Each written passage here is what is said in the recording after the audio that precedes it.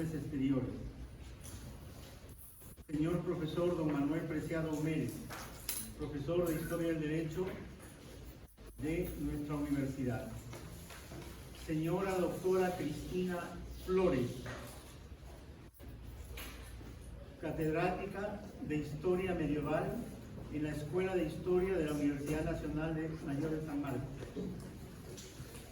Señor profesor don Felipe de Stemeyer, profesor de Historia del Derecho en varias universidades chilenas. Ahora no tengo la relación de todos los demás de nuestros acompañantes extranjeros, los iré citando después. Nos hemos convocado para escuchar al doctor Díaz respecto de la visión del proceso recopilador que fue tan importante para América y Filipinas, porque vertebró la vida institucional jurídica en todas estas tierras cuando estábamos unidos y formábamos parte de la monarquía española. Dejo en el uso de la palabra al profesor Díaz. Adelante.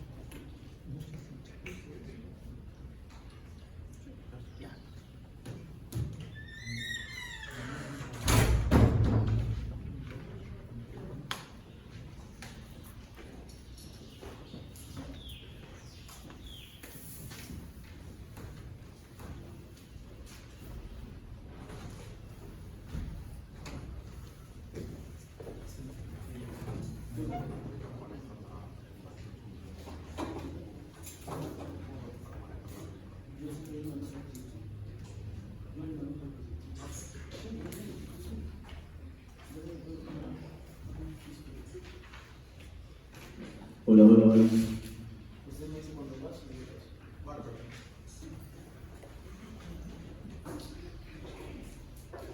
Bueno, pues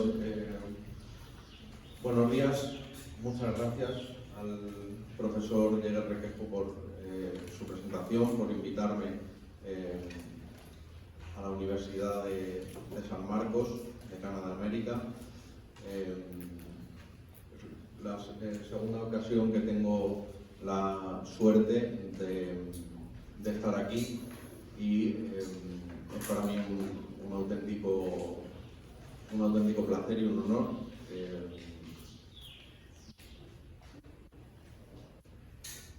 En esta ocasión venir a hablar sobre un tema para mí muy bonito, muy interesante, algo árido quizás, sobre todo para un estudiante de Derecho, todo el tema del proceso recopilador se puede hacer árido, digamos, denso, pero voy a intentar explicarlo de la manera más sencilla posible, con algunos ejemplos.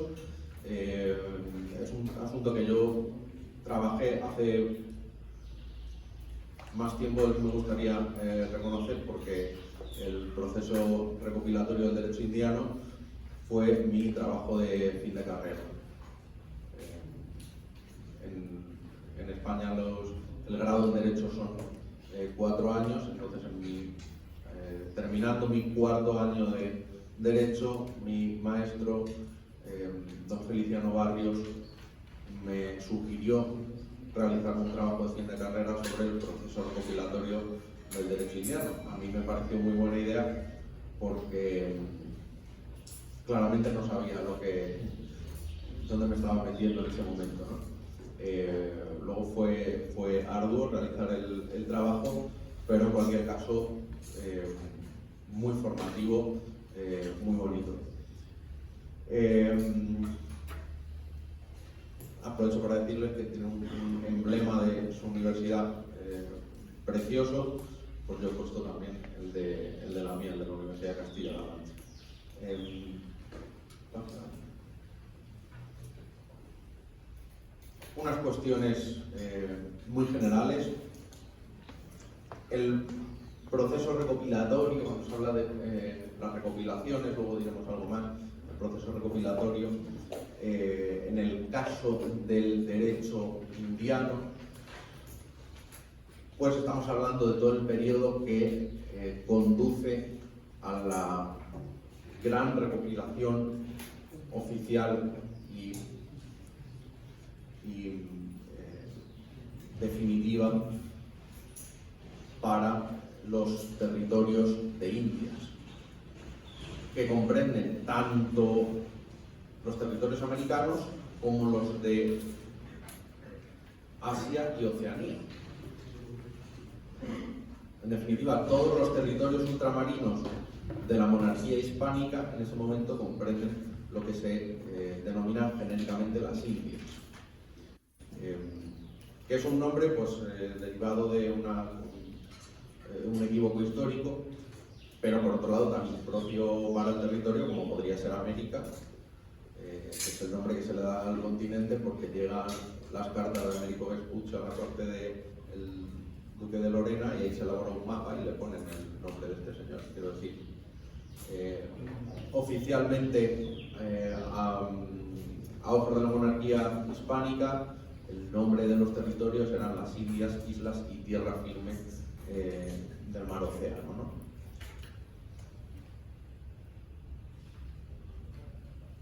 El estudio del derecho indiano, aunque tiene ahora lo vamos a aumentar, un volumen de disposiciones verdaderamente abrumador, no puede limitarse solo a las disposiciones. Obviamente tiene que ir más allá. Hay muchos tipos de documentos, de expedientes, de autos. Aquí ustedes en los archivos tienen también material muy interesante sobre esta cuestión, pero en concreto el proceso recopilatorio, en definitiva, son leyes, pero también borradores de leyes, refundiciones de leyes, en ocasiones trabajos preparatorios de proyectos de recopilación que luego no llegan a ver la luz, pero sirven a su vez de precedente, bien para la recopilación definitiva, bien para la acción normativa de sucesivos gobernantes. En definitiva, estudiar el propio proceso recopilatorio es una dedicación muy importante, muy formativa para entender cómo se gesta el derecho indiano. Siguiente diapositiva. Esto simplemente, porque imagino que con el magnífico profesor que tienen ustedes de Historia del Derecho, pues todo esto ya se lo han explicado, ¿no? Asumo el derecho indiano, la noción de, ¿no? Imagino que sí, que es el derecho indiano, conjunto de reglas jurídicas aplicables en Indias, como hemos dicho, no solo los territorios americanos, sino también hablaríamos de los de Asia y Oceanía, las Filipinas, etc. Sabrán que hay una idea inicial de trasladar el ordenamiento castellano a estos territorios que van a descubrirse. Y digo van a descubrirse porque el punto de partida del derecho indiano es anterior a que Colón zarpe con las naves. El punto de partida del derecho indiano son las capitulaciones que los reyes católicos negocian con Colón. En esas capitulaciones se le nombra almirante, virrey y gobernador de los territorios, los que haya. No se sabe cuáles son, ni si hay, ni si va a volver este señor del viaje que va a emprender, ¿no? Finalmente, así es, pero esta disposición dictada desde la corona para un territorio que todavía no se conoce cuál es, sería la primera disposición para muchos autores, pues eso, el punto de partida, primera disposición de este derecho indiano. Que obviamente da idea del desconocimiento que había en relación con a qué se enfrentaba esta expedición, ¿no? Bueno, en apenas 7, 8 años se dan cuenta en la corona, las autoridades, de la insuficiencia de trasladar el derecho castellano a estos territorios que rápidamente se dan cuenta no son las Indias, no son las Indias orientales, es otra cosa, ¿no? Es otra cosa. Todavía de las Indias orientales había remotas noticias a través de diversos viajeros pues de cómo eran, ¿no? En este caso es un mundo completamente nuevo. Llevar ahí el derecho castellano sin más no tiene ningún sentido. De esto se dan cuenta muy pronto. Dentro del derecho indiano hay un derecho indiano en sentido estricto, que son pues, todas las reglas específicas para los territorios de ultramar. El derecho castellano, que va a regir con carácter supletorio, pero entendemos que esta supletoriedad no es solo para colmar puntuales lagunas. No, es una aplicación plena. El derecho castellano se va a aplicar por defecto para todo lo que no esté regulado por el derecho municipal. Entonces, hay que matizar esa subsidiariedad o esa supletoriedad del derecho castellano. El derecho castellano se aplica y bastante. Y buena parte de las instituciones del derecho propiamente indiano en muchas ocasiones toman como referencia las instituciones propias del derecho que existía en Castilla, como se organiza una audiencia o un corregimiento, bueno, cualquier institución. Y el derecho indígena, que en lo que no contradiga la fe católica y las propias disposiciones nuevas para estos territorios, la corona no tiene ningún problema en mantenerlo, con lo cual forma parte también de este derecho indiano en sentido. Bueno, sobre este asunto también se podría hablar mucho. Esta caracterización pues es bastante general. En la mayor parte de los autores se puede encontrar este asunto con profundidad. Es un derecho profundamente evangelizador. Eso es lo fundamental que hay que destacar en primer lugar. Es un derecho profundamente evangelizador porque, en última instancia, toda la acción de la corona de Castilla, no de Aragón, de Castilla. En Castilla el monarca tiene mucho poder, en Aragón no tanto. Y la primera bula intercaetera de Alejandro VI dona los territorios descubiertos y por descubrir a Isabel y Fernando, los reyes católicos, y a sus sucesores en los reinos de Castilla y León, no dice Aragón. Esto fue una maniobra de Fernando el Católico, que muy inteligentemente quiso que se vinculasen esos territorios a la corona donde el rey sí tenía verdadero poder. En Aragón tenía que estar por separado, reuniendo las cortes en Aragón, en Valencia, en Cataluña y peleándose con la nobleza. ¿No? En Castilla ya había una uniformidad jurídica. Entonces, pudo ser una estrategia de los reyes católicos, pudo ser, por otra parte, que Castilla ya tenía una vocación atlántica, tenía una de las armadas más potentes de la época, junto con Portugal, y de hecho su pleito atlántico era con Portugal. Esas bulas luego llevan al Tratado de Tordesillas. Pero esas bulas encargan a los monarcas, es decir, el Papa está donando no sabe qué, unos territorios que dicen que hay por el Atlántico, claro, con la condición de que la corona asuma la evangelización del territorio. Si se encuentran con poblaciones que no son cristianas tienen que llevarle la fe cristiana. Esa es la cuestión fundamental. Hay que entender que los monarcas, desde luego los reyes católicos, por algo se les llama católicos y el Papa les concede el título de monarcas católicos. Carlos V, el ideal del príncipe cristiano, Felipe II, léanse cualquier biografía, o desde luego esta gran biografía de Geoffrey Parker, para entender hasta qué punto había en los monarcas de la época una conciencia católica. ¿Por qué es importante esto? Porque claro, cuando llegan a la península de una de las primeras expediciones, una serie de indígenas con el propósito de venderlos como esclavos, la reina católica dice: ¿cómo que vender como esclavos? ¿A quién? ¿A súbditos míos? A mí el Papa no me ha donado estos territorios para esto. La conciencia católica de los monarcas, que es patente en toda la producción normativa del derecho indiano y en toda la acción de gobierno y en todas las instrucciones que se dan a las autoridades.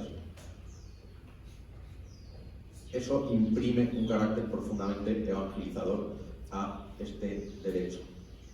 Por otra parte, pues se inspira en el derecho castellano, que ya está imbuido por los principios del derecho romano, del jus comune. Es eminentemente público. Las cuestiones de derecho privado, bueno, ahí va a estar el derecho castellano, ¿no?, aplicándose también, pero fundamentalmente todas las disposiciones, la mayor parte de las disposiciones del derecho indiano, es para organizar unos poderes en un territorio donde no hay las limitaciones que hay en Europa.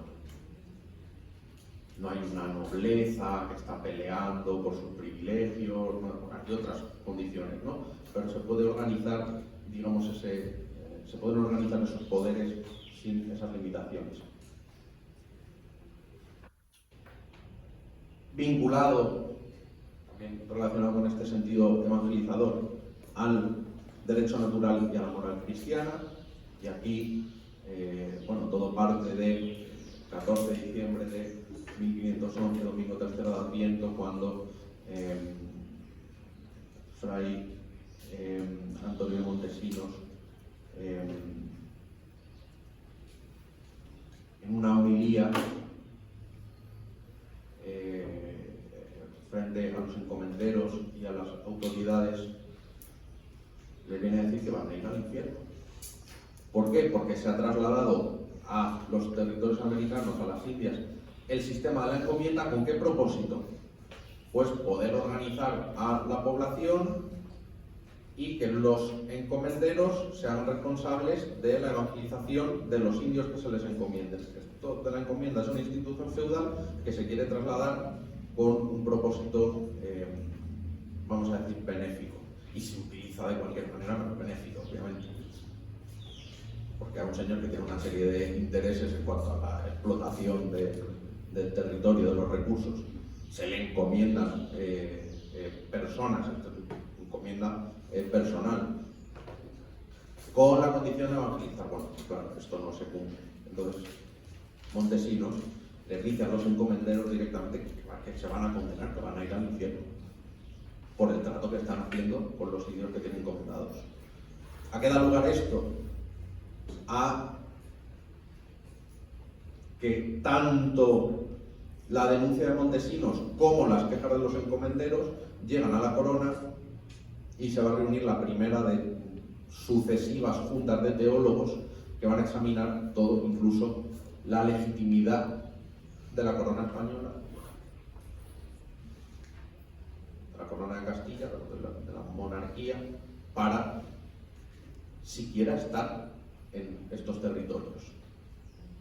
Y eso abre la polémica de Giner de Sepúlveda y Bartolomé de las Casas sobre los justos títulos. Bueno, Francisco de Vitoria, otro dominico, como Montesinos y como las Casas,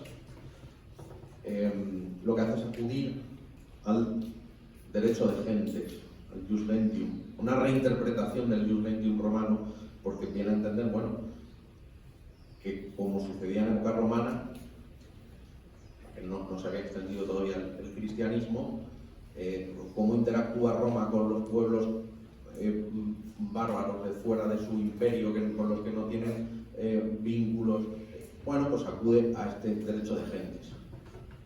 Entonces, sí, todo derecho procede en última instancia de el derecho natural, en el sentido de lo que Dios ha ordenado en el mundo, ¿no? De cómo Dios ha ordenado el mundo, pues tiene que haber unos principios básicos que se puedan extraer de este derecho natural para interactuar con cualquier otro ser humano con independencia de su cultura. Aquí están haciendo una de las nociones fundamentales del derecho internacional y de los derechos humanos. Es un derecho atento a las circunstancias particulares de los sujetos a los que se aplica. Esto, bueno, lo hemos esbozado, pero incluso va a haber dos esferas completamente diferenciadas, una república de los españoles y una república de los indios. Y luego dentro de esto, pues también, ahora vamos a hablar del casuismo, no me extiendo. Y un derecho casuístico, muy casuístico, porque ya había una tendencia a dictar una disposición prácticamente para cualquier problema que surgía. Esto, lo que va a suceder es que se va a incrementar exponencialmente. Bueno, en las fuentes no me voy a detener, esto los autores pues lo clasifican de una u otra forma, pero lo importante es entender dónde encaja el proceso recopilatorio dentro de las fuentes del derecho indiano, ¿no? Entonces, tenemos ahí la ley, la costumbre. Dentro de la ley, una ley metropolitana y una ley municipal o criolla. Bueno, todos estos términos son modernos, ¿no? Son clasificaciones modernas. Y dentro de esa ley metropolitana, una ley criolla y una ley indiana, y ahí encaja el proceso recopilador. El proceso recopilador afecta a la normativa que se está dictando específicamente para las Indias, tanto desde la metrópoli, desde la corte, como en las propias Indias, donde hay autoridades que pueden dictar normas de distinta naturaleza. No nos vamos a detener en todos los tipos de normas y en qué condiciones las pueden dictar, pero pueden dictar normas. Entonces, tanto las de la corte como en algunas ocasiones las propias normas que se dictan en el territorio son susceptibles de ser recopiladas. Bueno, y entramos ya en el asunto propiamente recopilatorio. Hay algunos autores que hablan incluso de una época de las recopilaciones. Aquí hay que entender varias cosas. Primero, no hay un cambio sustancial, bueno, ni sustancial ni cambio en el sistema de fuentes de finales de la Edad Media a la Edad Moderna. No lo hay. En la Edad Moderna siguen existiendo instituciones feudales, sigue existiendo nobleza, siguen existiendo una serie de privilegios de carácter social, siguen existiendo privilegios gremiales, privilegios de muchos tipos, fueros, costumbres. Los nobles están exentos de impuestos, la Iglesia. Es decir, si uno analiza cómo es formalmente la sociedad, cómo es institucionalmente, se encuentra que eso sigue siendo la Edad Media. No es la Edad Media porque en la práctica el mundo ha cambiado ya en el siglo XVI en muchas cosas. Ya hay un estado absoluto y hay unas circunstancias económicas, internacionales, que bueno, no se corresponden con lo que era la Edad Media, pero en muchos otros aspectos sigue siendo la Edad Media. Y las fuentes del derecho siguen siendo las de la Baja Edad Media. Y en Castilla se sigue aplicando el sistema de fuentes, bueno, hasta el actual Código Civil español, que es de 1889. Hasta entonces el sistema de fuentes no cambió. Pasa que se introdujo el constitucionalismo, que eso ya fue sí un cambio, ¿no? Sustancial. Pero durante toda la Edad Moderna no hay un cambio en el sistema de fuentes. Ahora, ¿eso quiere decir, de nuevo, que siguiese siendo el mundo de la Edad Media? No. ¿Por qué? Porque el rey tiene mucho poder y las normas de derecho oficial, de expresión legal y imbuidas de los principios del derecho común y en un sentido, digamos, moderno, ciertamente racionalista, bueno, esas normas no paran de crecer. Subsidiariamente se van a aplicar otras fuentes medievales, costumbres, fueros. Pero por encima de todo están las disposiciones del monarca. Las leyes, los ordenamientos de corte, las pragmáticas, las ordenanzas, instrucciones. Bueno, los juristas de la época diferenciaban todo esto. Pero eso es la fuente principal. La fuente principal, que es de expresión legal, no para de crecer. ¿Por qué? Bueno, ya se dictaban disposiciones de manera muy casuística. Cada problema, el hospital de no sé dónde necesita, pues el rey dicta una disposición. Los frailes de este otro sitio piden otra disposición. Así con todo, ¿no? Claro, ya sucedía esto en la Corona de Castilla o en la península. Cuando están llegando cartas, que si de la Española, que si de México, que si de Perú, que si de Filipinas, llegan cartas y llegan memoriales y llegan relaciones y llegan denuncias y llegan más cartas. ¿El rey qué hace? Él o su consejo ir adoptando soluciones caso por caso. Entonces la forma de legislar, que ya de por sí era profundamente casuística, en esta nueva situación en la que hay un mundo que se está intentando regular desde la distancia a través de todas las noticias que van llegando, porque llegan, pero llegan en ocasiones tarde o fragmentadas o hacen falta varias versiones del mismo hecho para tomar una decisión, y luego la decisión tiene que llegar, en fin, el resto tiene sus complicaciones, pero no paran de dictarse más y más disposiciones. Entonces, esto es un condicionante muy importante de por qué hace falta un proceso recopilatorio y por qué se produce, más que hace falta, por qué se produce de manera natural un proceso recopilatorio en prácticamente todos los territorios. Hay un hecho aparentemente formal con hondas consecuencias materiales, que es el de la acumulación normativa. Esto lo estudió la Linde en un artículo de los años 60, que lo que hace es llamar la atención sobre el hecho de cómo, sobre todo en la España nuclear, es decir, precisamente en Castilla, no es habitual una cláusula derogatoria explícita de una norma anterior. Es decir, se dicta una disposición. Si esto entra en contradicción con otras disposiciones que ya hubiese, bueno, pues el que lo tenga que aplicar ya se las apañe. Con lo cual no se dicta una disposición y entonces, en ocasiones sí hay derogaciones expresas, ¿no? Pero en otras muchas ocasiones no las hay.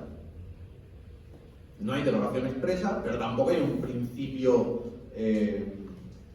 de derogación tácita. Entonces lo que se va haciendo es arrastrar normas y normas y normas y normas que se van acumulando, y luego habrá que ver cuáles entran en contradicción con cuáles.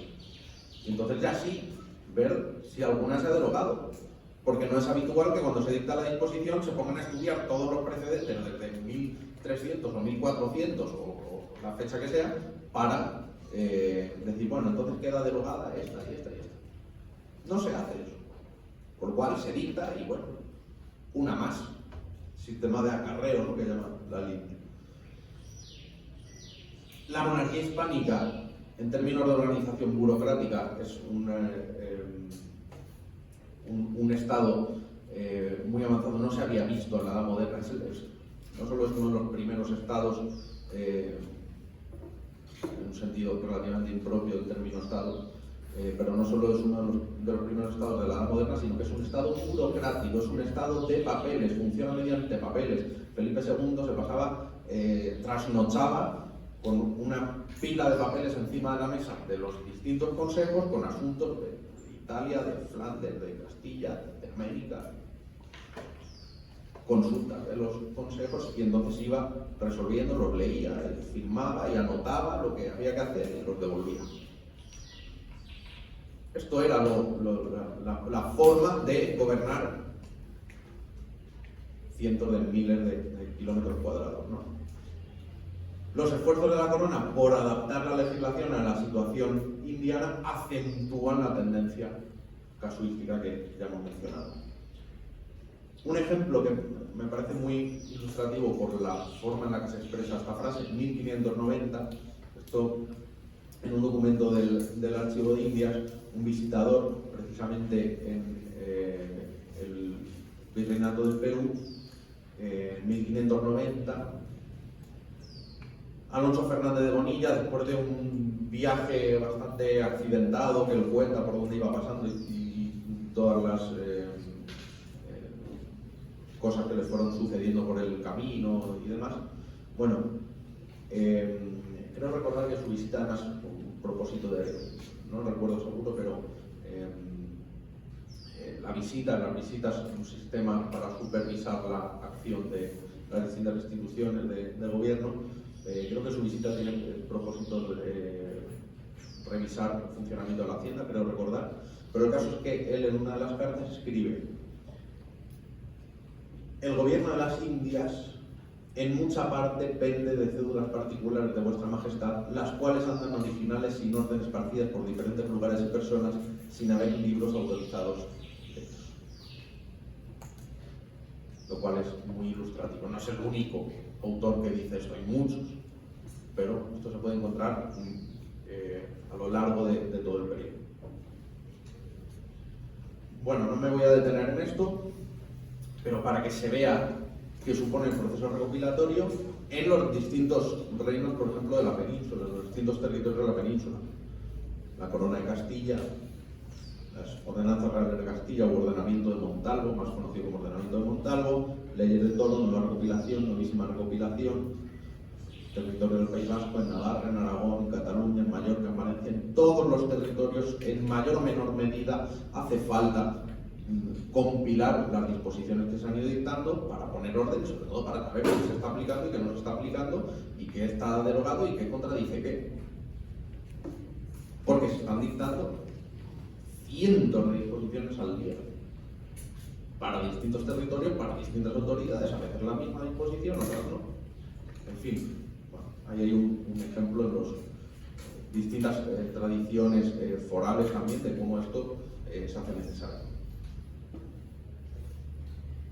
A lo largo del siglo XVI hay toda una serie de iniciativas para llevar a cabo una recopilación. En 1510 se ordena ya, ahí no viene, en 1510 ya se ordena la Casa de Contratación reunir todas las disposiciones, tanto de la Casa de Contratación como referentes a las Indias. 1510, es decir, muy pronto ya se dan cuenta de que llevan desde 1492 en adelante, ya se han dictado cientos, probablemente miles de disposiciones. probablemente no con seguridad, miles de disposiciones, y hace falta poner orden. En 1533, Carlos V ordena a la Audiencia de Nueva España buscar en los archivos todas las ordenanzas, provisiones y cédulas que se hubiesen dado para esa audiencia y sacar traslado al Consejo de Indias. Esa orden luego se repite para Guatemala y para Perú en 1536. 1541, una orden dirigida al gobernador, una cédula dirigida al gobernador del Perú, resulta muy descriptiva también. 1548, Antonio Mendoza, primer virrey de México, ya publica o elabora una breve compilación de las disposiciones que le ha encontrado que se han ido dictando para su territorio, pero estamos en 1548. Ahora sí que estamos hablando de realmente decenas de miles de disposiciones que hay que poner en orden. Claro, lo que se dijo en 1520, luego se contradijo en 1522 y luego no llegó la noticia de que se había derogado o de que eso se habría modificado, y entonces se repitió en 1520 y tantos y luego en 1530, es decir, es un caos. Es un caos esta forma de dictar normas. Bueno, un repertorio de cédulas de Luis Maldonado, una recopilación de Vasco de Puga. Esta es importantísima, este es un precedente que lo van a utilizar muchos otros recopiladores. Un libro de Juan López de Velasco y 1571, no me voy a entretener en todas las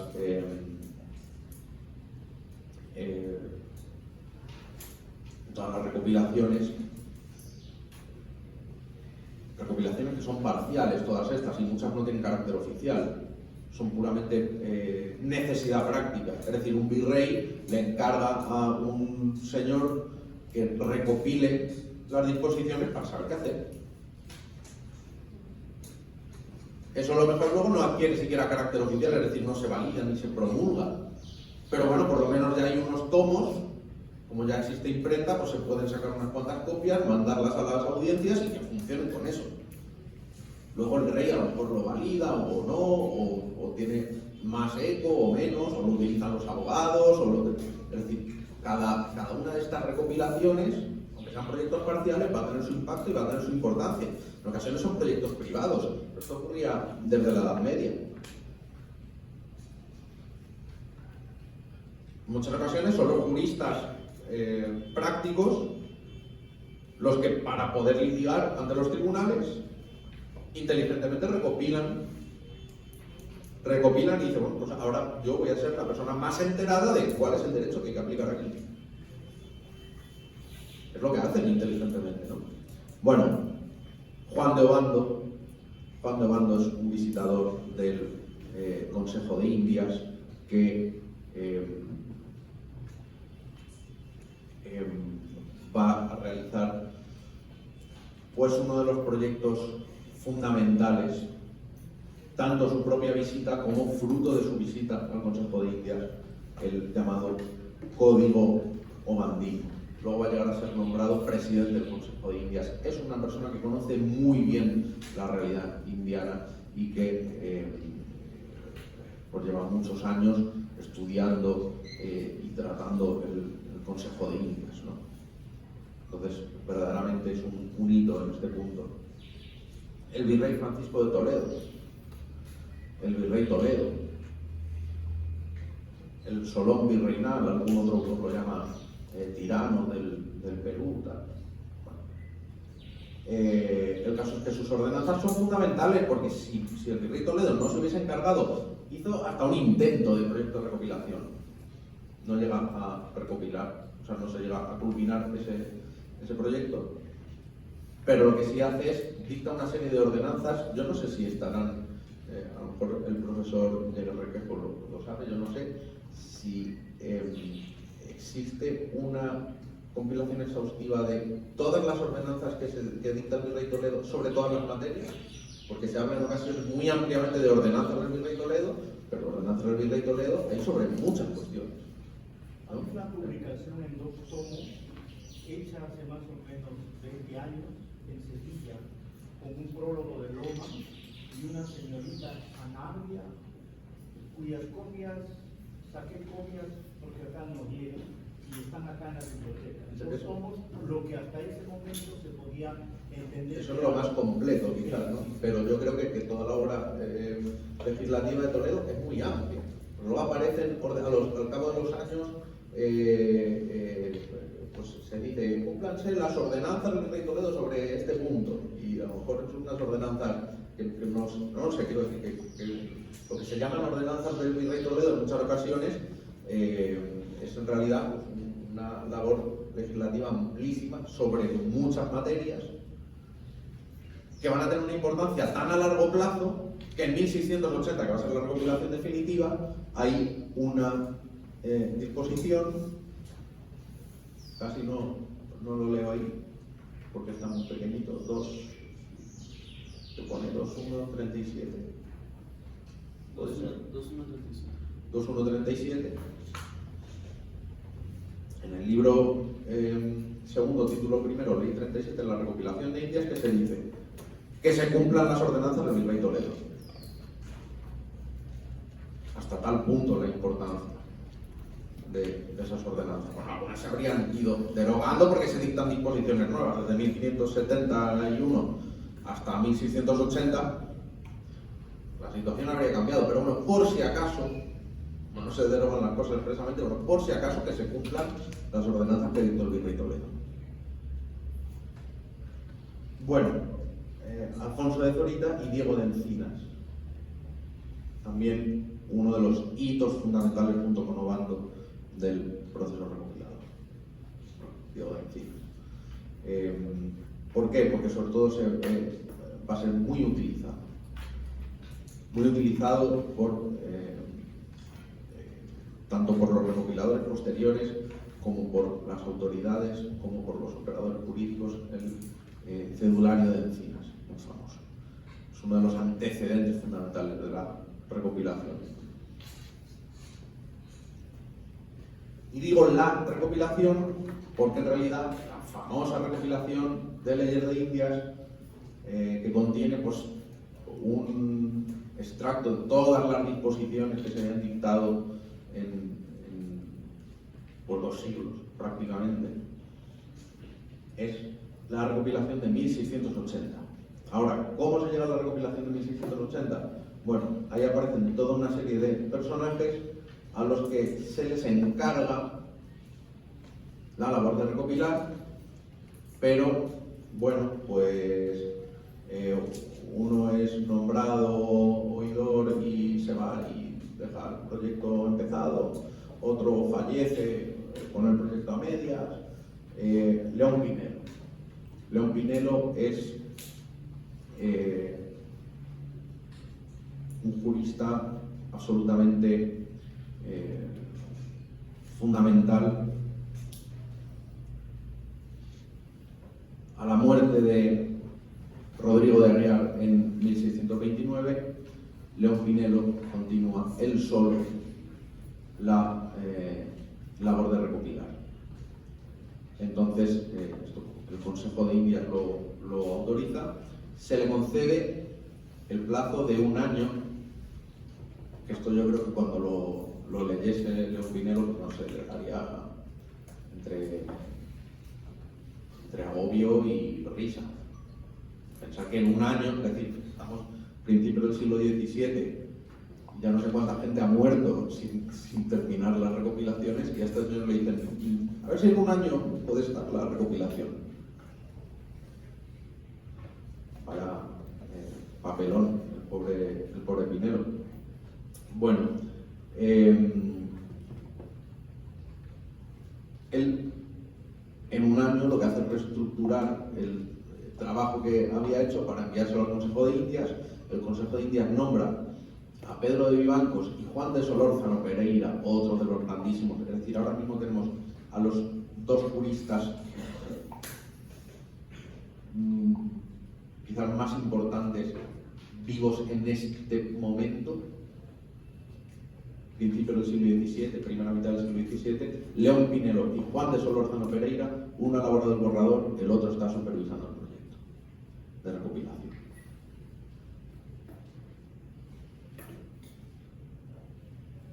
Pedro de Vivancos es promocionado al Consejo de Castilla, Solórzano es el que trabaja con León Pinelo y la comisión en la que estaba Solórzano, otra serie de juristas, Juan de Palafox, aprueba la publicación. Juan de Palafox es nombrado obispo de Puebla y la situación que atraviesa la monarquía en ese momento no permite destinar fondos a imprimir la recopilación. Bueno, claro, va pasando el tiempo y en 1658 León Pinelo le dice al Consejo de Indias que si puede incluir lo que se ha dictado desde 1630 y tantos, 40. Como no, que han pasado 20 años desde que terminé el borrador. En estos 20 años hay cosas para que incluir lo nuevo, ¿no? Total, por unas circunstancias o por otras, no se termina la recopilación. León Pinelo al final fallece, se va a encargar la recopilación a otro personaje, Jiménez Paniagua. Bueno, hay también dos juntas que están trabajando en la supervisión de este proyecto. Bueno, este Jiménez Paniagua va a ser el que termina la recopilación. Y por fin se va a publicar ya en el reinado de Carlos II en 1680. Claro, Jiménez Paniagua ha hecho una cosa magnífica, que es terminar la recopilación, pero ha hecho otra cosa no tan bonita, que es decir al Consejo de Indias y al rey que nada de lo que había hecho Pinelo servía para nada, hay que empezar de cero. No, nadie empieza de cero, menos con una cosa como las recopilaciones.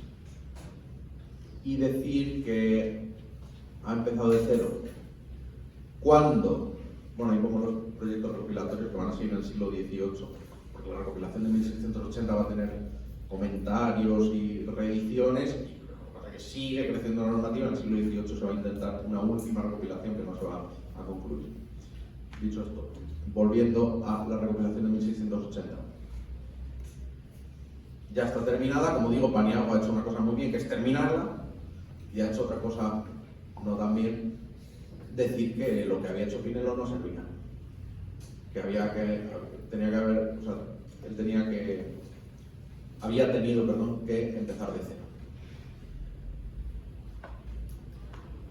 Bueno, pues esto es lo que dijo Paniagua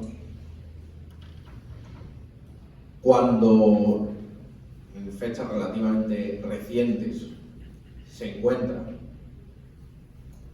lo que había recopilado León Pinelo. Esto fue el profesor Ismael Sánchez Bella, que está siguiendo la pista de Palafox, que había trabajado en esa comisión supervisora del proyecto de Pinelo, para ver si encuentra algo relacionado con la recopilación de Indias. Al final, a través de una referencia sobre unos manuscritos de las leyes de Indias, bueno, en el archivo de los marqueses de Ariza que había pasado a los duques del Infantado, se va a buscar a ver si hay algo de esto que decía esta mujer sobre estas recopilaciones de Indias que estarían en esos papeles. Se encuentra la recopilación de Pinelo, la inacabada recopilación de Pinelo. ¿Y qué se descubre entonces? Hacer una comparativa, y mi trabajo, como digo, de fin de carrera, que fue sobre este tema, fue profundizar en esa comparativa. Y lo hice con los 3 primeros libros de la recopilación, que son como 4.500 leyes de Indias. Son leyes cortitas, no son leyes como las de ahora, que tienen cientos de páginas, ¿no? Pero bueno, son unas cuantas. Se descubre, bueno, se intuye a primera vista, ya se sospechaba, pero ahora se ve patente, que no ha empezado de cero Paniagua. No solo no ha empezado de cero, el borrador de Pinelo, pensemos lo que es trabajar en un proyecto recopilatorio. En el siglo XVII, además. Estar en una pieza del Consejo de Indias, todo lleno de papeles, lleno las estanterías, las mesas, proyectos anteriores, todo esto, pues eso, con velas y tinta, intentando poner orden, primero ver qué hay, luego poner orden, luego agruparlo de una manera relativamente sistemática. No había una sistematización como va a haber en la codificación, pero bueno, había cierta sistemática. Los asuntos eclesiásticos tienen que ir por un lado y el derecho privado tiene que ir por otro, y lo que vaya para las audiencias tiene que ir por otro, y en fin. Y los corregimientos, y la legislación sobre los indígenas, y sobre los alcabalas y los impuestos. Pues todo eso hay que ordenarlo y luego ver qué está vigente, qué no está vigente, cuál es lo más reciente, si lo más reciente ha derogado lo anterior, porque no lo dicen nunca. Cientos de miles de papeles, ordenarlos, sacar toda la lista en tomos de todas esas disposiciones e ir anotando para que eso tenga cierta coherencia. En ocasiones no se hacía bien, ni en Castilla, ni en Aragón, ni en Indias. Hay recopilaciones mejores, otras peores. No estamos en la época codificadora. No se pone artículo primero, no, se pone ley primera dictada por Felipe II en el año 1560 y tantos en el Escorial. Ley segunda, cédula de Felipe III tal año. En ocasiones, sobre todo en las recopilaciones castellanas, en estas a lo mejor no tanto, pero seguramente también, hay disposiciones. El rey Alfonso XI, las Cortes de 1300, no sé cuántos. Bueno, pues todo ese trabajo lo ha hecho León Pinelo y se ven las anotaciones, y como él había enviado su borrador al Consejo de Indias, hay una serie de recomendaciones. Se dice, bueno, esta ley convendría unirla con la del título tal. ¿Y qué hace Paniagua? Un amplísimo porcentaje de los casos es exactamente lo que hace. No solo eso, se ve el índice de una y se ve el índice de otra. Y además, Paniagua ha seguido, en la mayor parte de los casos, las recomendaciones a mano de León Pinelo, lo que quiere decir que León Pinelo no había hecho nada, ha tenido que empezar de cero. No está bien eso. No solo no has empezado de cero, sino que además te has apropiado intelectualmente de un trabajo que el pobre Pinelo se murió sin terminar y diciéndole al consejo que a ver si lo publicaban o no, y este hombre lo tapó. Dicho esto, ¿quiere decir que plagió tal cual la recopilación de Pinelo? No. Han pasado 40 años. Obviamente Paniagua realiza también una labor de revisión,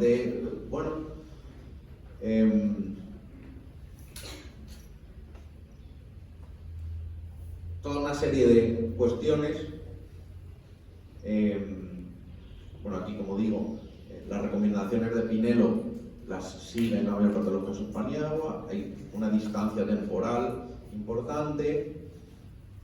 No hay demasiadas leyes posteriores a 1635-1636, lo que quiere decir que el grueso de la labor recopiladora lo había hecho Pinelo.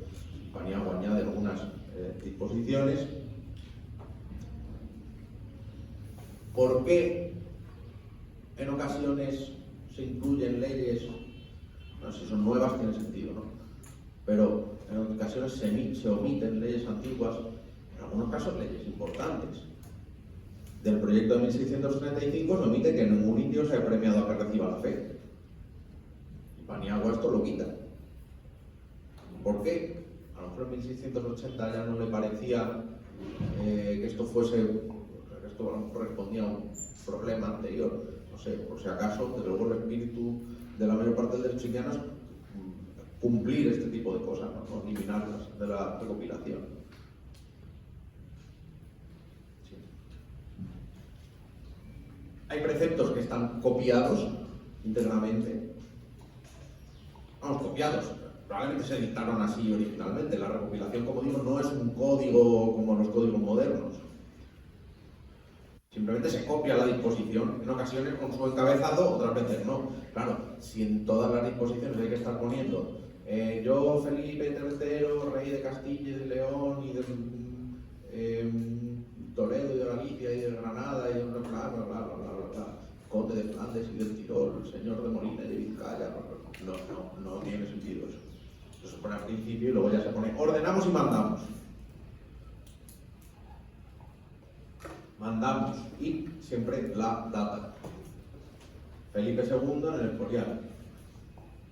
Felipe II en el Escorial. La misma disposición. En ocasiones se copia tal cual. En otras ocasiones, ¿qué hace Paniagua? Que a mí sí me parece que tiene cierto valor, más allá de lo feo que tuvo su actitud de no decir que estaba utilizando tal cual el proyecto de Pinelo, pero sí hay cierta labor de,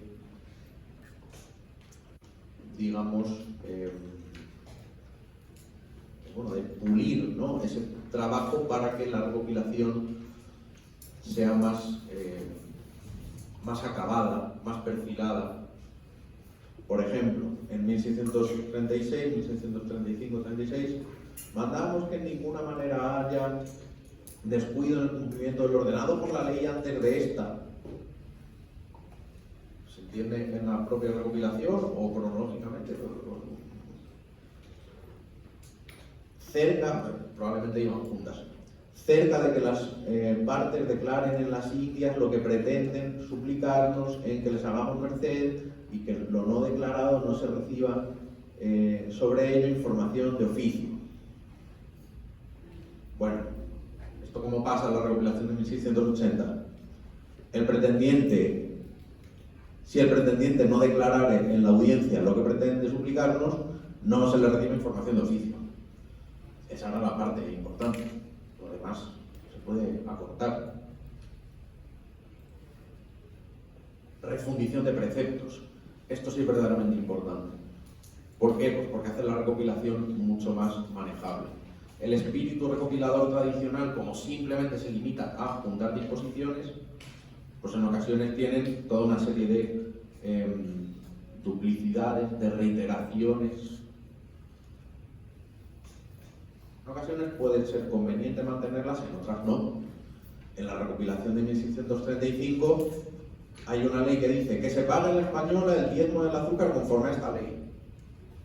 Y la siguiente es que se pague diezmo de los azúcares en todas las indias como en la española. Porque no lo dejamos en todas las indias. ¿Para qué hay que aclarar lo de la española? Para saber que primero se dictó sobre la española. Bueno, pero eso qué utilidad práctica tiene ya a estas alturas. Claro, para el estudioso del derecho indiano tiene mucha. ¿Por qué? Porque se puede rastrear cómo se está formando toda la legislación, cómo se dicta una disposición para un territorio y luego se le da carácter general, porque se ve que conviene o no, en otras ocasiones no. En ocasiones se dicta la misma disposición y se manda simultáneamente pues, al Virreinato de España por un lado y al de Perú por otro. En otras ocasiones es solo para uno de ellos, porque es un asunto específico. En otras ocasiones se dicta para un territorio, se ve que conviene y entonces se le da carácter general. La disposición que se dictó para como aquí.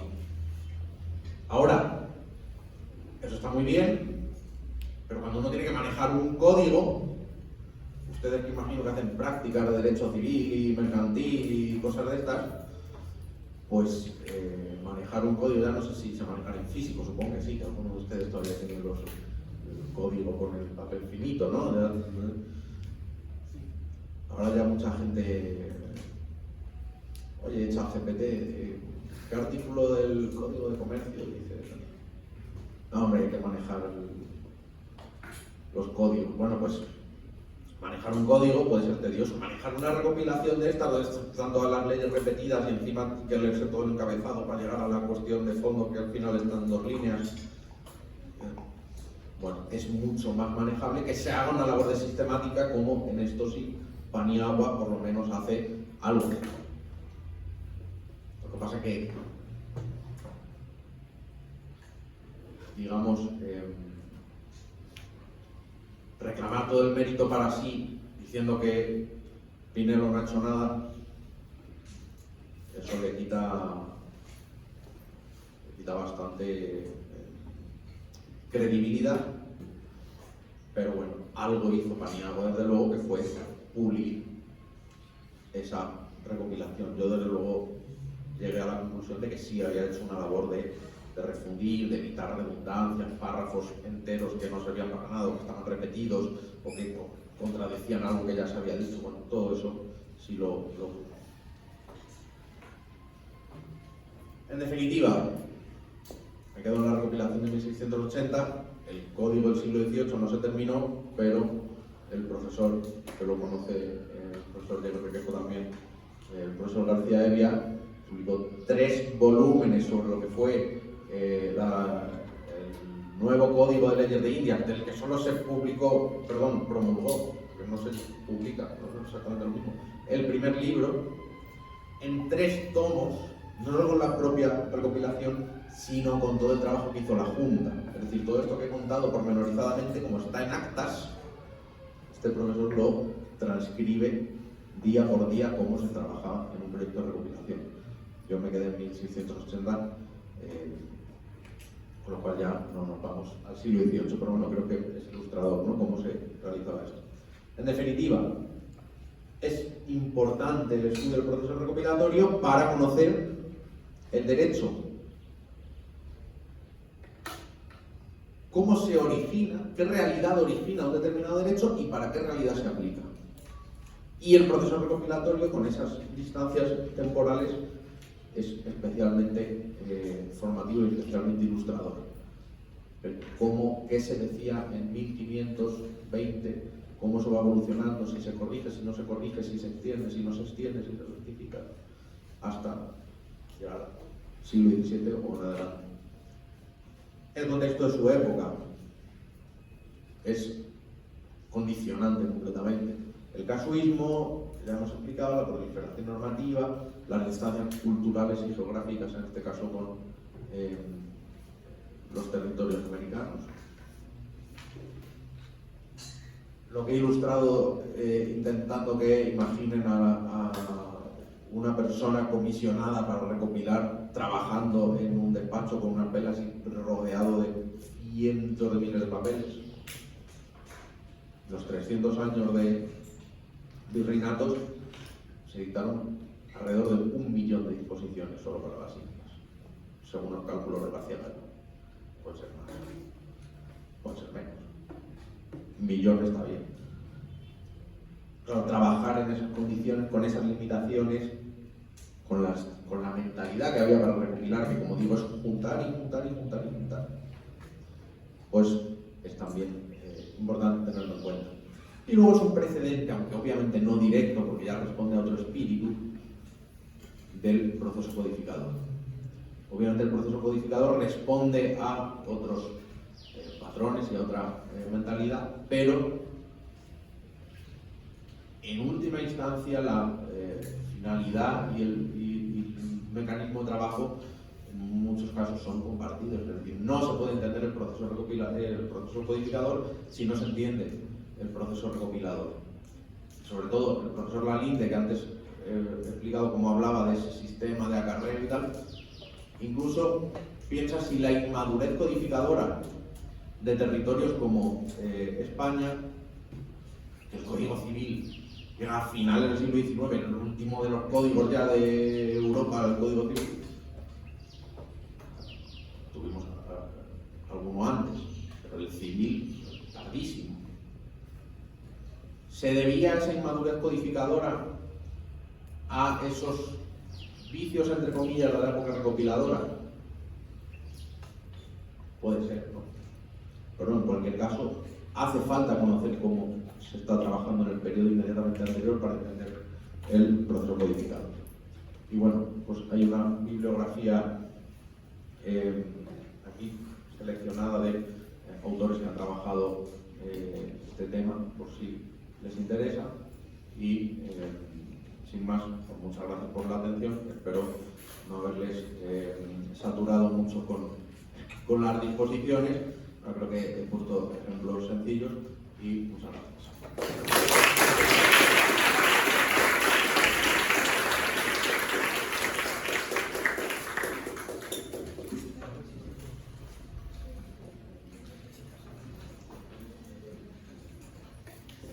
Bueno, agradeciendo al profesor Francisco Díaz por su disertación erudita respecto de este proceso codificador en el que intervino también un sanmarquino como ustedes, que fue Antonio de León Pinelo, que salió de acá por la vía no natural que era Panamá, sino por Buenos Aires, de regreso a España. Con su hermano Juan Rodríguez de León, que eran los dos hijos mayores de su padre. Juan Rodríguez de León terminó de canónigo en Puebla de Los Ángeles. Hay en Puebla de Los Ángeles una catedral, tiene una capilla que se llama El Ochamo, y esa la mandó edificar Juan Rodríguez de León, el hermano mayor, el sacerdote, el canónigo, el que era amigo de Palafox, y quien entregó a Palafox los borradores de León Pinelo, porque las damas en ese entonces no estaban dedicadas mucho a las letras, y Antonio de León Pinelo parece que estuvo muy unido a su hermano Juan Rodríguez de León, el canónigo. Parece que esos papeles salieron de España hacia México, llegaron a Veracruz, subieron a Puebla, y en Puebla los tuvo el hermano. Y el hermano, cuando estaba por morir, se había hecho muy amigo de Palafox. Esto creo que está contado un poco por don Ismael Sánchez Vega. Y lo hizo su heredero, al obispo Palafox, porque no encontró a alguien que pudiera entender estos manuscritos.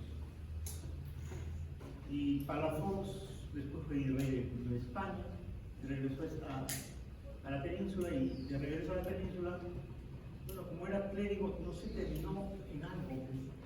Hay un poblano, así se dice, es el gentilicio, un poblano amigo nuestro que ahora no nos ha podido acompañar, el doctor Salazar Andreu. Él ha sido postulador del proceso de no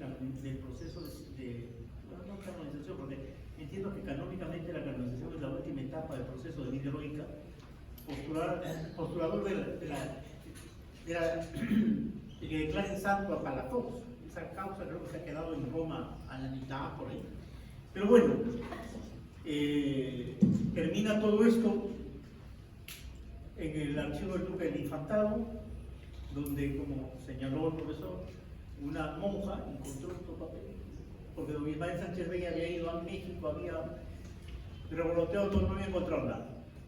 Quizás esto creo que le interesa a don Ismael, lo llamó, y allí se encontraron los borradores, porque incluso mi profesora, la doctora Temple, profesora de historia, nos decía en clase, solamente se encontraron índices, parece que solamente hizo los índices y nada más.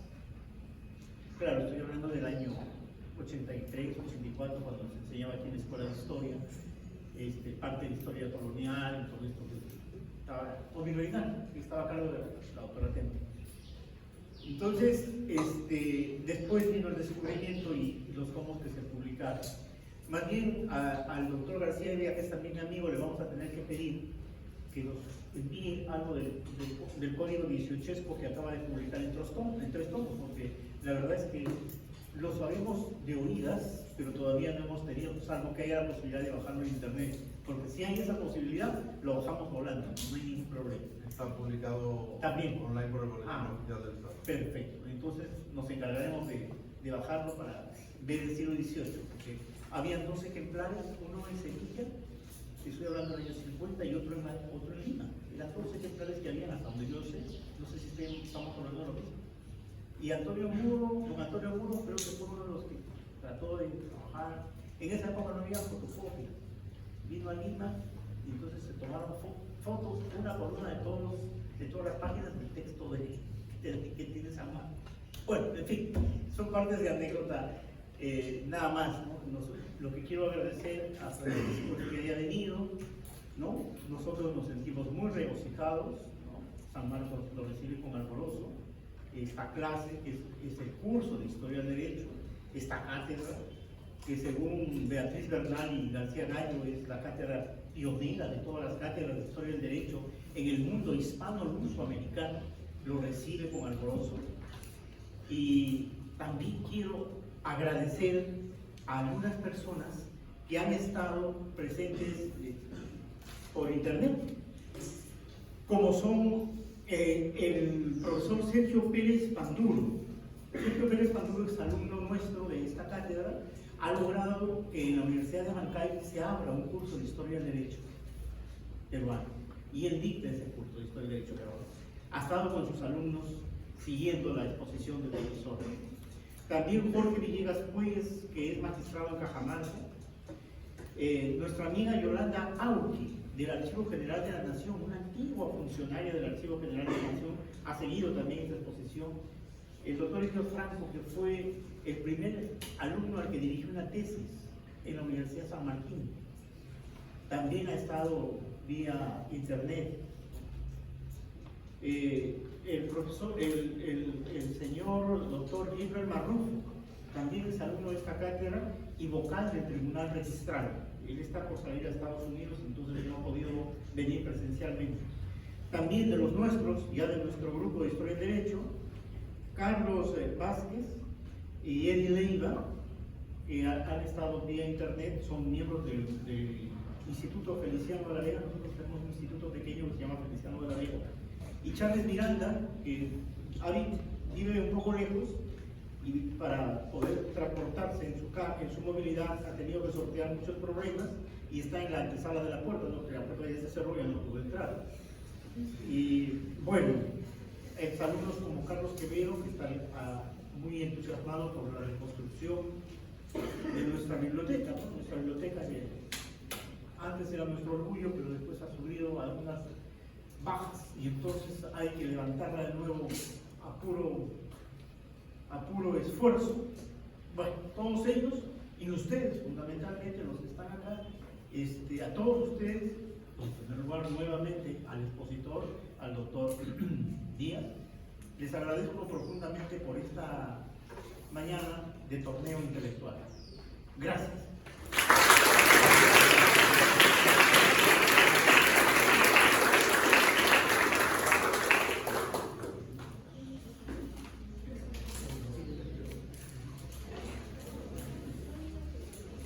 El profesor pregunta si hay alguna inquietud de ustedes.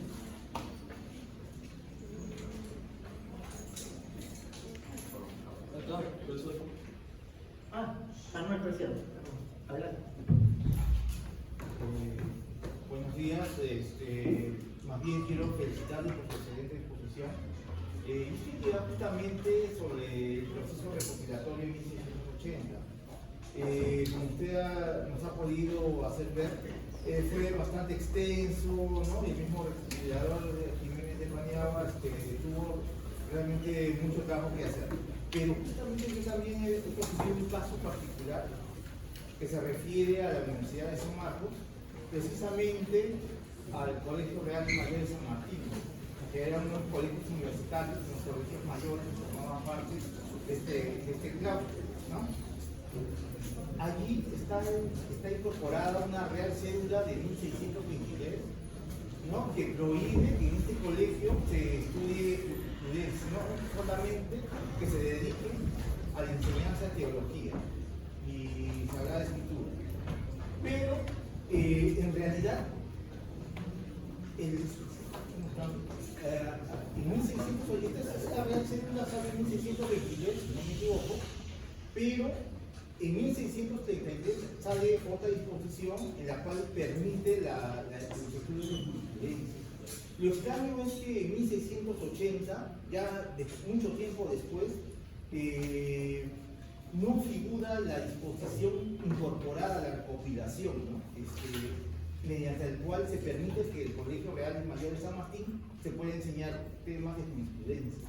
Entonces, es parece que dada la inmensa labor en la cual estuvo sumergido Jiménez de Paniagua, se le pudo haber traspapelado o no sé, o perdido, ¿no? Eso siempre me causó un poco de inquietud el por qué no se incorporó esta disposición que permitía el estudio de jurisprudencia en el Colegio Real Mayor de San Martín, más bien, sí amparó una real cédula que lo prohibía, ¿no? Y solamente prescribía el curso de teología y saber escritura. ¿Te puedo hacer una acotación?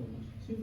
Manuel Preciado está terminando una tesis muy concienzuda respecto del Colegio Mayor y Real de San Martín. San Martín tuvo la propia universidad, así como en Europa, y 3 colegios mayores. Uno de esos 3 colegios mayores es el Colegio San Martín. Entonces, por eso, para finalizar mi intervención, yo quisiera preguntarle si no tiene alguna, de repente, usted en su labor de investigación, no se ha tratado algún caso también similar. Deben haber varios, de repente, ¿no? Que se deben haber pasado, ¿no? Como podríamos llamarle coloquialmente, porque este es un caso bastante, que suscitó bastante controversia en el mismo Consejo de Indias, ¿no? Porque eso me pareció extraño que no se haya amparado esto, ¿no? Bueno, muchas gracias.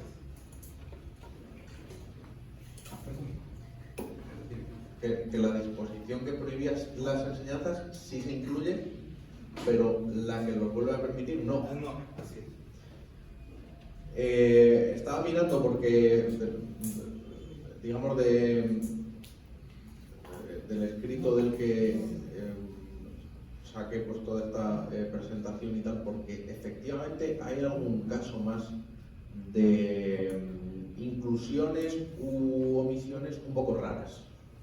En ocasiones se omiten normas que claramente se tenían que conocer, pero no se incluyen en la recopilación final. En otras ocasiones se incluyen disposiciones que alteran sustancialmente el contenido de lo que ya se había recopilado, bien como una disposición nueva, bien mezclándola con una que ya hay, lo cual es más peligroso. Peligroso en el sentido de que obviamente altera más la versión final, porque si lo que hay recopilado en 1636 es pues, una disposición de Felipe III del año no sé cuánto, y luego en la recopilación de 1680 esa disposición se mezcla con otra de Felipe IV, pero en vez de incluirla como una nueva, que claro, esto es las ventajas y los inconvenientes de este proceso, incluirla como una nueva permite ver el sentido originario de las dos, refundirlas, ¿no? Entonces en ocasiones se altera sustancialmente lo que se preveía en una para lo que queda en la versión final. De todas formas, luego reviso bien porque quiero recordar que tengo un caso de omisiones inexplicables. Y eso en los 3 primeros libros observé alguna. Realizando una comparación muy sistemática. Lo que pasa es que cuando esto fue mi trabajo fin de carrera y era estudiante tenía mucho tiempo. Aprovecho para decirles que como estudiantes aprovechen ahora que tienen tiempo para hacer trabajos de cualquier índole, porque luego más adelante a lo mejor no pueden, ¿no? Pero sí, efectivamente a lo largo de la recopilación tienen que ser muchos los casos. Y otra cosa complicada es buscar la explicación. ¿Se traspapeló? O es que es imposible saberlo, yo creo, en la mayor parte de los casos. Habría que indagar sobre ese en concreto. Si encuentro luego, porque creo recordar que tengo algún otro ejemplo de ese tipo de omisiones, pues nos ponemos en contacto y se lo envío. Muchas gracias, profesor. Gracias. ¿Alguna pregunta? Sí, el doctor Tomás.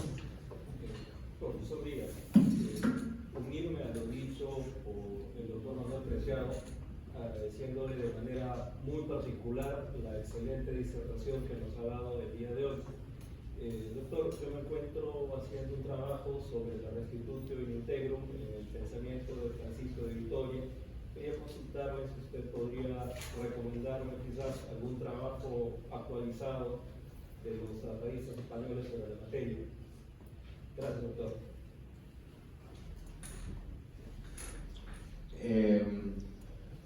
Trabajo actualizado en el sentido de obra doctrinal reciente sobre estos.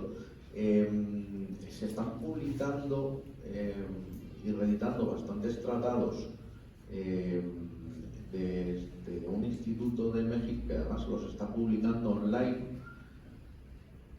pero no me está viniendo el nombre a la cabeza. Y ahí quiero recordar que hay alguno de Vitoria y desde luego varios de la época. Trabajos recientes así doctrinales sobre Vitoria, tiene que haber bastantes. Yo no los manejo todos, ni mucho menos, pero probablemente los tenga que manejar por un proyecto en el que, con suerte, me incluirán en el futuro, y entonces pues ahí sí le podré decir con bastante detalle, porque tiene mucho que ver el proyecto con Francisco de Vitoria. Pero bueno, sí, obras recientes sobre Vitoria en concreto, no sé, tiene que haber bastantes cosas. Yo lo que he manejado casi siempre pues son obras reeditadas o digitalizadas directamente de Vitoria. Tiene que haber bastantes cosas, en concreto de Francisco de Vitoria. Quiero decir, no he manejado bibliografía como para hacerle una recomendación. Decir, bueno, este estudio es buenísimo, ¿no? Pero no obstante indagaré, porque sí quiero recordar que tengo algún repertorio bibliográfico interesante. Pero, como digo, creo recordar que este instituto mexicano no me viene el nombre, está publicando muchas cosas con buenos estudios introductorios, en ocasiones reediciones, en ocasiones directamente obras doctrinales, en ocasiones colectivas, y ahí me suena que había algo que por lo menos es muy reciente de Vitoria. Bueno, pero lo tengo que buscar porque no me acuerdo del nombre. Lo busco y lo mismo, nos contactamos y se lo envío a ver si se lo. Yo creo que la restitución íntegro está muy unida en el virreinato a la condición de digamos, especial del indígena, ¿no? Está unida a él, y me parece que está unida a los casos en los que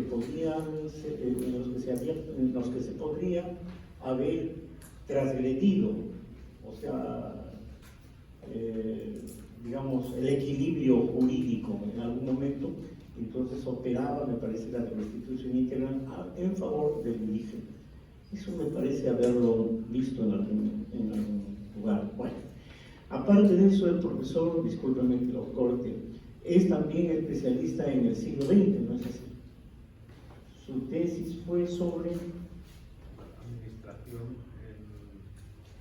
administración de servicios públicos en los años 30, en la Segunda República Española. Eso es derecho administrativo, en realidad. Fundamentalmente es derecho administrativo.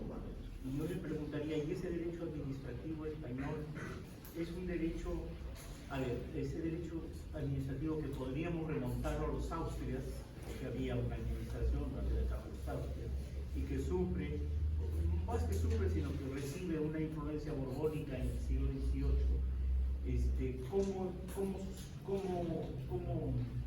¿Cómo camina en el siglo XIX ese derecho administrativo o esa administración española?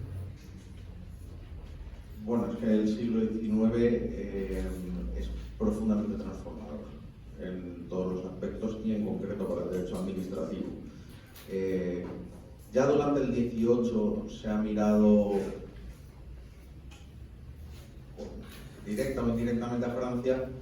En el XIX se está tomando de Francia, digamos, el ejemplo de buena parte de todas las reformas, con matices, porque es verdad que no se traslada sin más el sistema.